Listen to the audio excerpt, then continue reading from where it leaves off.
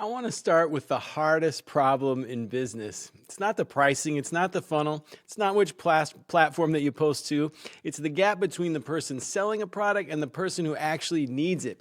Those two people are standing on opposite sides of a massive canyon, and almost everything that we call marketing is just an attempt to throw a rope across that canyon. I learned this the hard way while I was running my marketing agency. We would build a campaign that we thought was super sharp, clean copy, clean offer, no obvious mistakes, and it would land with a thud. The words were fine, they just didn't sound like anything that was happening inside of the customer's head. We were describing the product the way that we understood it and not the way that they were experiencing it. And here's the big trap underneath all of that, and it catches almost everybody. Once you've solved a problem, you lose the ability to see it with fresh eyes. You know your product too well, you know the category too well, and you've answered the same objection 100 times, so it stops sounding like a real fear and it just starts sounding like a checkbox. The more expert you become, the further that you drift from the person who's still stuck at the beginning, confused and frustrated, using words that you stopped using years ago. And that drift is a tax. I call it the guessing tax. You sit down to write a sales page or an email or a post, and the first thing you do, usually without noticing, is invent what your customer is thinking. You imagine their problem in your language, and then you answer your version of the problem instead of theirs. The copy's grammatical, it's clear, and it slides right past the person that you wrote it for. What I want to show you today is a way to stop paying that tax. It's a repeatable method for capturing exactly how your customers actually describe their problems in their own words and turning that into one working document that you can keep close while you write. I call this the customer truth map, and the engine that makes this all practical right now is AI, used in a very specific and honest way. Before we build anything, I want you to understand why this is suddenly worth doing, because the opportunity here is genuinely new. For years, the gold standard for capturing the voice of the customer was expensive and slow. I know because I used to run big surveys to do exactly this. I worked with some of the largest software companies in the world, and we would spend real money and real weeks designing questionnaires, fielding them, cleaning the data, and writing up what we found. And it worked, sort of, but there was always a problem baked into the method. The moment that you write a survey question, you've already decided what's worth asking about. You're already handing people your categories and you're asking them to color inside of your lines. You learn what you thought to ask and you miss everything else. What I'm about to walk you through today produces sharper results than those surveys ever did. And it does it faster and for almost nothing.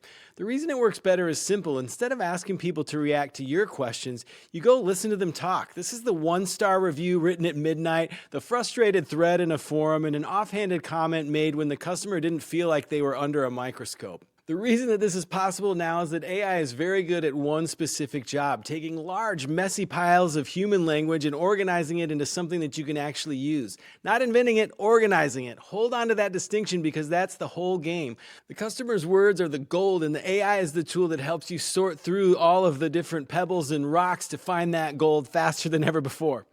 The minute that you let AI make up the words instead of organizing the real ones, you've thrown out the entire advantage and you've gone back to guessing, just with a faster guessing machine. So here's what we're actually going to do. We're going to gather real customer language from the places that they already talk. We're going to clean it down to the parts that matter the most, and we're going to organize it into a single map of what they say, think, feel, and do, and then we're going to use that map to sharpen your copy, your content, your positioning, and your offers. I want to take you through this one step at a time because each step exists to solve the mess of the step before it. Step one, we're going to gather the raw language. The first job is to collect a pile of unedited, real customer language, not your notes about what they said, not a tidy summary, the actual sentences, typos, and all. The raw phrasing is the part that has the selling power because eventually you're going to hand those exact words back to people and they're going to feel understood in a way that your polished marketing copy never managed to do.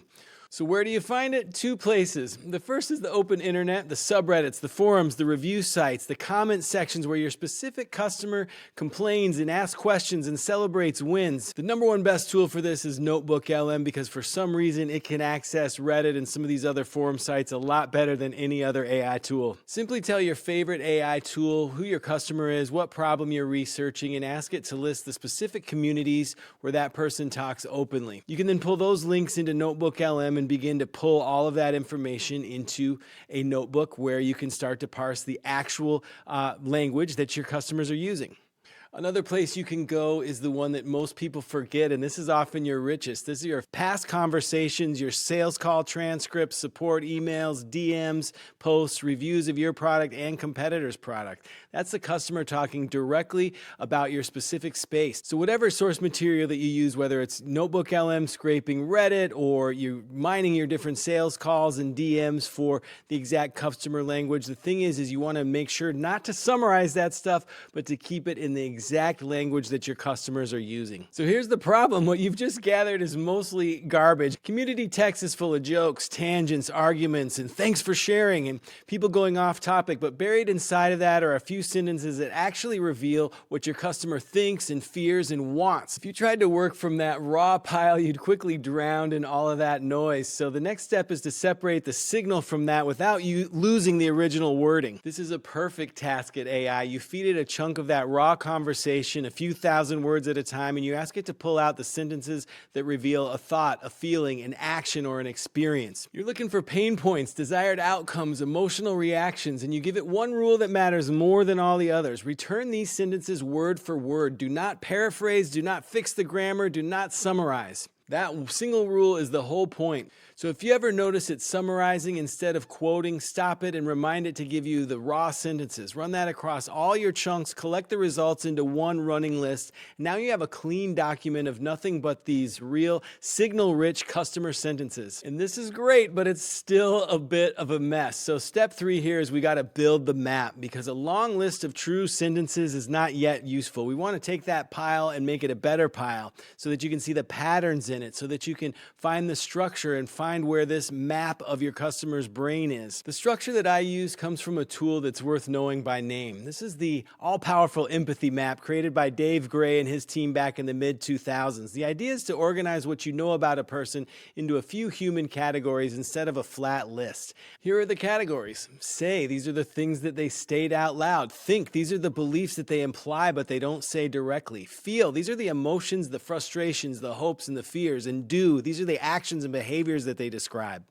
Then I add on 2 more. These are the pains and the gains. These are specific problems that they are stuck on and specific outcomes that they wish for. So you take your cleaned list of quotes and you ask the AI to sort every one of those into these categories, keeping that original wording again, and then you ask it to name 1 or 2 or 3 of the strongest patterns in each and save that as a result. That is your customer truth map, and that's the document that you're going to keep open and reuse from now on. But now let me flag the category that hides the best material. This is the do category. When a customer describes the clumsy workaround that they invented or the spreadsheet that they built by hand, the duct tape routine that they cobbled together, pay close attention. A workaround is a problem that someone cared about enough to solve it badly. And this is a flashing sign pointing at exactly where every existing solution, maybe including yours, is failing. So make sure to circle those. So now that you can see your customer super clearly, this surfaces our very next problem. This is finding the deeper job in those gaps. A map of how your people talk does not tell you what to do about it. To get there,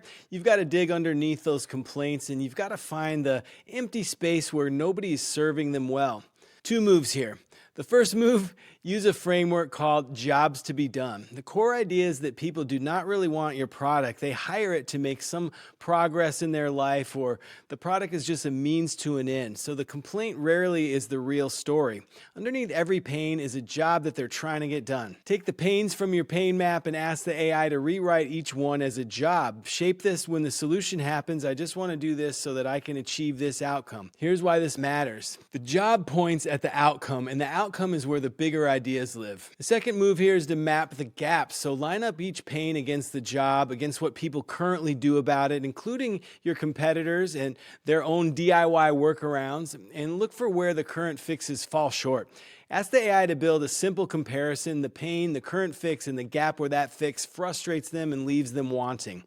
The rows with the widest gaps are your shortlist. Those are the problems that you lead with. Those are the topics that you build content around. And those are the places that a new offer or a repositioned piece of software might meet real demand. And you've just turned a pile of complaints into a ranked view of exactly where to act. This is the big payoff, and this is the part that makes all of the earlier work worth it. Once you've got a well-built map, you can feed almost everything you produce through it. You can keep it in a file and bring it to wherever you're making something. For your copy, you can ask the map for 10 quotes that would be powerful to use, lightly edited in your marketing, and where each one would work best as a headline or a subhead or a line that handles a specific objection or a proof point. The words are already proven because a real person already said them. For content, you can ask it for a batch of blog posts, email ideas, video ideas built directly on the pains and jobs and gaps in the map with a specific quote for each idea so you know exactly what it's been grounded in. This ensures that you're writing about a problem that people actually raised instead of one that you just invented on a slow Tuesday afternoon. Now for your sales positioning and your offers, you can ask it to draft a handful of sharp angles, each one aimed at a specific gap where customers are underserved.